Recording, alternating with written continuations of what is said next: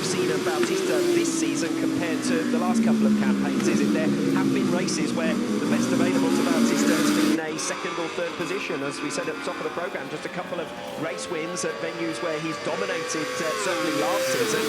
This could be more of the same for Bautista at the moment, watching on as his teammate scampers away in P2. Yeah, and that's a new thing for him to have to deal with, to try and chase down someone on the same bike, and mentally that can be difficult, even if you're a double world champion and coming into this race as the championship leader. But for Bautista, this is where he needs to just get what he can in contract, and the status that came with it was important. BMW had to go big with the contract, and at the end of the day, their faith in Toprak being the difference maker has been rewarded up to this point. Bad news for those following Tito Rabat's progress. He has gone down and is out of the points. It was looking good for his best result of the season in P12. That's going to promote Garrett Gerloff, Michele Pirro, Michael Ruben Rinaldi and Scott Redding into the last of those point-to-take positions. A couple of names down the order there, Rinaldi and Redding. With past seasons become accustomed to much more. Race 1 of the 2024 Pirelli Emilia-Romagna round gets underway.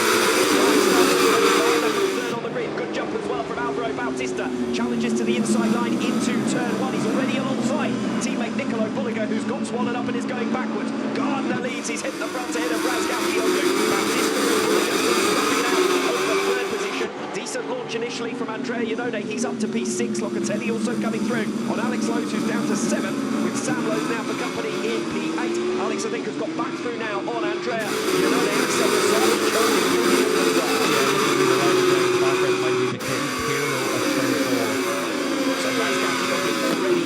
Trying to recover top spot against Remy Gardner. Super start it was from him on the outside of that front right. Yeah, Javi Vierge down the red Honda, but good start from that fourth row from Sam, like you said, and up into the top 10, giving himself a chance of some decent points in this race. Alex Lowe still trying to recover on the inside of Andrea Locatelli there as they tiptoe away through turn 10. Now the speed builds towards Cremona, fastest corner on this circuit. Gardner leads with Razgatlıoğlu in second, Bautista in third. Now to Andrea Locatelli, 0.3 of a second, the gap to 5th position, and Locatelli for the moment backing up Alex Lowe's as well. Yeah, and Remy really, that could be Jonathan Ray maybe in the background. It looked like a blue line. I think it might well have been Jonathan Ray, who has gone tumbling out of this race at high speed on the opening lap. The latest in a catalogue of misfortunes for the former world champion at the start of this 2024 campaign. Yeah, you can see here with Bulliger, he's a little bit wide. Is that going to leave him a little bit vulnerable from Locatelli behind him? But at the front of the field, Remy Gardner riding with so much confidence as well. We saw him through those right-handers at the end of the lap, really using every inch of the racetrack. Locatelli around the outside of Nicolo Bulliger at turn 2, and the pair almost connected. Locatelli was far faster coming off the final turn at the end of the opening lap. Jonathan Ray walking away from an incident in the very early stages. We won't get to see what the climb might have looked like for him. Meanwhile, back at the front, Alex Lowe's makes his way through as well on Nicolo Bulliger. This will be the biggest concern of whether you want to qualify. If you find yourself getting banged out of the way in the early stages, down to 6th position here for Bulliger, trying to recover against Alex Lowe's, and for the moment doing so successfully. You put yourself back from the podium trio who are starting to escape away though. Yeah, exactly, and once you're starting to battle with each other, that's whenever the likes of Bautista and Toprak are always able to take advantage of their consistency. Remy Gardner does do a very solid job leading the WorldSBK race. From Nicolo Bulliger, wasn't it at the end of the opening lap, and he's now on the back foot trying to recover. High speed into Cremona. That was full commitment there, and it sends Andrea Locatelli off the circuit altogether. Might be an opportunity for Alex Lowe to come through for P5. Yeah, and this is going to be the tail end Jonathan Ray's crash up at the top of the screen, and that's a fast place to come off. It's 240 k's an hour through there, and you're going back in 1 gear, 5th gear, 4th gear through there. So for Jonathan Ray, at least able to walk away from that one, but again it means that he's got no data for tomorrow in the race as well, and just puts him even more in the back foot.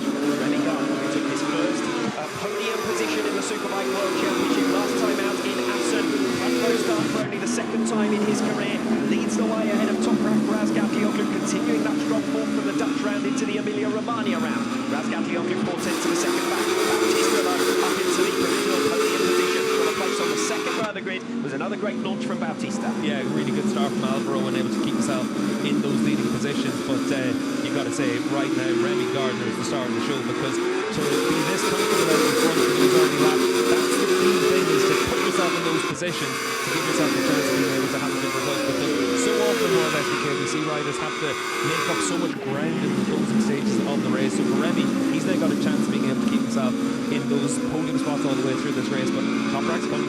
Bautista's dropping back from Toprak Razgatlıoğlu as well. Might well be content to play the long game, but he is going to have Nicolo Bulliger right on his tail. Bulliger closing on Bautista, Razgatlıoğlu closing on Gardner. 2 races in 1 at the moment in those podium positions. Nose to tail the top spot as they come through Cremona. Gardner needs to get it absolutely spot on here, or into Cara, the slowest corner on the circuit. Razgatlıoğlu might be close enough for a jab. Not for the moment, at least. Bulliger not close enough to Álvaro Bautista either. Interesting there to see Bulliger on the number 11 machine actually pulling a little bit more wheelie between turn 13 and then getting on the brakes in 14. So he's impatient to get through on Álvaro Bautista. Coming through the final turn, where Toprak Razgatlıoğlu had his spill in practice yesterday. No such problems this time around for Toprak, who's got a good exit from that final turn.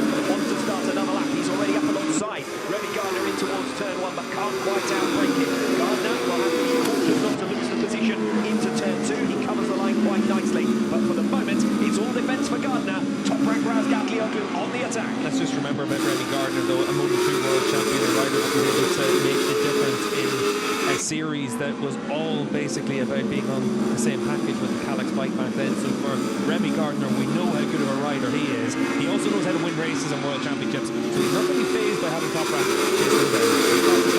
Toprak Razgatlıoğlu 133.681 there on lap 3, and Toprak's making his move down the inside. Remy Gardner are riding on board with Nicolo Bulliger, and Razgatlıoğlu takes the lead on race 1 of this 2024 Pirelli Emilia Romagna round. So let's see what Toprak's pace is now, and if Remy's able to go with it. Like I said, comfortable in the first few laps for Remy, and now's the point of the race where you have to start being able to go with those riders. But it has been really promising for Remy, front row of the grid, leading those early laps.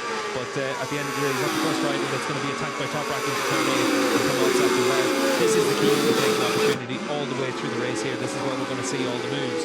So for Toprak to be able to make that move, it is one of the positions where if you can get your bike down the inside, you immediately take that high ground. So an easy move. It's Bulliger who looks the most racy at the moment of the 2 riders now behind Toprak Razgatlıoğlu, and in his wake, Bulliger has been hounding Álvaro Bautista, but thus far not finding a way through. Of course, identical packages for those 2, so it's not really straightforward. Bautista might well need to make an error for Bulliger to force his way through. Bautista, meanwhile, starting to build up his pace. New personal best lap last time around from Bautista to close down Remy Gardner, and he needs to clear him quickly because Razgatlıoğlu is clearing off at the head of the field. 0.6 of a second already clear of Remy Gardner. Yeah, you can see their new fastest lap of the race for Bulliger, and that's why he's putting the pressure on Bautista. But both of the Aruba Ducati riders struggled in yesterday's free practice sessions with a lack of feeling on the front end of the bike in the heavier braking zones and in the initial phase of the corner. They've been able to make step-by-step progress through the course of yesterday afternoon and into today. And for Bulliger, this is where the bike is at least starting to give the opportunities. But Álvaro Bautista there, a little bit hot on the run through the mid-corner there. That might leave him a little bit vulnerable. Turn 8's a very strange corner because you can go into it fast, but then it means you come out of it slow, or you can be vice versa. Yeah, we saw the alternative racing line through Quencher when we took the overhead shot, didn't we? A variety of different lines available through there. We're now into the penultimate sector of this lap number 5 through Cremona. High-speed turn there with Bautista still shadowing Remy Gardner for this second position. 3 riders in the mix there. Bulliger though runs wide. Bulliger's off the circuit altogether. That's going to cost him dearly. He has been hassling and harrying his teammate Álvaro Bautista for the last couple of laps, but he's lost plenty of ground there, something like 0.6 of a second in one small error. Yeah, and we'll see what the difference is as they come across the line. The good news for him is that Álvaro is bundled up a little bit behind Remy Gardner, and Remy's still able to put in 1 minute 34s. Last time around, though, it was back into the low 34s there for Remy, so he's still got the same pace as the riders around him. And we suspect that Álvaro Bautista could run this kind of pace quite deep into the race. What everyone else's tyre life might do later on is a different matter, but we know Bautista can afford to play the long game. Álvaro can run this pace all day. That's what we've been able to see over the years here at Misano, but we've seen it where he's out in front able to run that pace. It's a different story whenever you're in the middle of a battle, and also if you're behind a rider in front, maybe the tyre temperature goes up as well because you don't have that clear air in front of you. It's 30 degrees here at Misano, so it is very warm, so if you're behind a rider, it's always going to be that little bit more difficult for the tyres. While Bautista is coming up behind Remy Gardner, Nicolo Bulliger has far more pace than his teammate, already starting to make up ground. 0.3 of a second pulled back on Álvaro Bautista already. Bautista sees this as the opportunity to make the move. He is going to have to be very forceful. That is a classic pull pass there from Álvaro Bautista. Bautista. Can Gardner immediately respond? The answer is no. The acceleration now towards Cremona for Álvaro Bautista, and Nicolo Bulliger again making his move there through turn 11. So Bulliger perfected something quite unique there, and Gardner suddenly finds himself in a matter of 3 turns going back from 2nd to 4th. Yeah, we've seen that Bulliger and Bautista have been the fastest riders through the speed trap. That's just before the entry of turn 11 all the way through this weekend, so just able to use that extra bit of top speed, and the exit from turn 10 is what sets that up, and the acceleration out of it. So for Nicolo Bulliger, he's been able to make that move twice. We know that's what he's feeling comfortable. Now we have the top 3 in the championship, in the top 3 places in this race 1. Bautista and Bulliger both coming through on Gardner. Bulliger the fastest man of the link trio last time around, despite that overtaking manoeuvre with a 1 minute 33.9, but Toprak Razgatlıoğlu more or less matching that pace with a new personal best last time around as well. Obviously the top 3 is going to be the interesting thing. What happens with Remy Gardner now? If Locatelli, Lowe's, Iannone and Lowe's are able to get back towards them as well, you could have a decent scrap there for that 4th position if Gardner's not able to get himself back in the mix with the Ducati riders. Just to say as well, Michael van der Mark up inside the top 10, with van der Mark having started from the 6th row of the grid, so he's recovered well from Super Bowl crash. Nicolo Bulliger spent 2 laps shadowing Álvaro Bautista before an error that sent him off the circuit altogether. He has recovered that ground now, and once again is right on the tail of Bautista. Tried to find a way through into turn 8, but wasn't quite close enough. Could he spring his move down the inside of turn 11? I don't think he's going to be able to do it against another Ducati, but he's certainly lining himself up for it, isn't he? Runs in wide. Now with the cutback, it's Bautista versus Bulliger. Number 11, who's already made 2 passes here through Cremona. He's not going to be able to do it against his teammate Álvaro Bautista. Now it's about perhaps setting himself up for a move into Karen, the slowest corner on the circuit. Turn 14. Razgatlıoğlu now 1.5 seconds clear at the head of the field. The only man with the pace to match him seems to be Bulliger.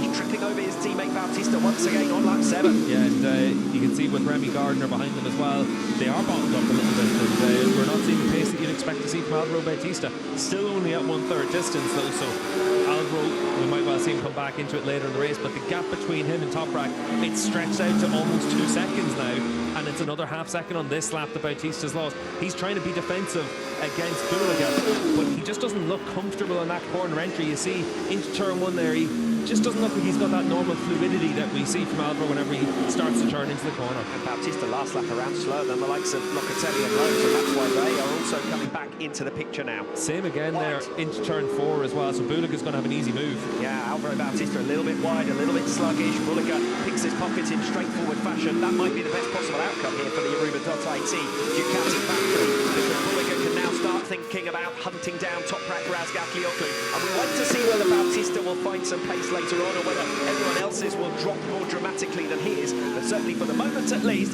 if things were to stay as they are at present, we have a BMW leading the Riders' World Championship. Yeah, it's interesting because you can see there on the trail braking zone, Bautista overruns a little bit wide in through turn 10, but it's in those upright braking zones and that initial phase of getting onto the side of the tyre, he looked to be struggling in sector 1, but it's always different whenever you're the rider in front and now you're the rider behind, so we'll keep an eye on Bautista and what he can do. Andrea Locatelli faster than Remy Gardner for a few consecutive laps, 0.2 of a second per lap, and at this stage of the race, the fastest Yamaha out there.